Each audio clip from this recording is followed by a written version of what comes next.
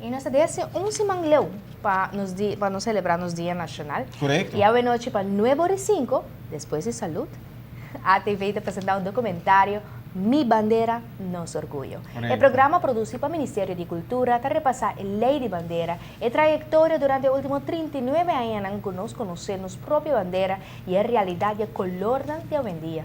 A ter conta com o aspecto histórico que a realidade política de hoje em dia e futuro.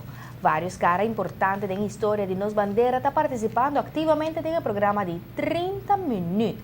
Aí vida a intercomunidade para sintonizar o programa aqui sem falta llenar de informação que enriquecer bom conhecimento riba nos bandeira. Nos bandeira está no símbolo nacional e está bom para enfatizar que a Aruba estava te primeiro país do Caribe holandês que a inaugurar nos mesmo bandeira. Correcto. Depois de nós, assim, Corsão, Bonaire e a Isla ng Arriba. Pues, ya más, después de salud, diz que la sintonia de ATVP, mejor programación, donde Sí. nos lo pasa, el documentario aquí, Mi Bandera Nos Orgullo.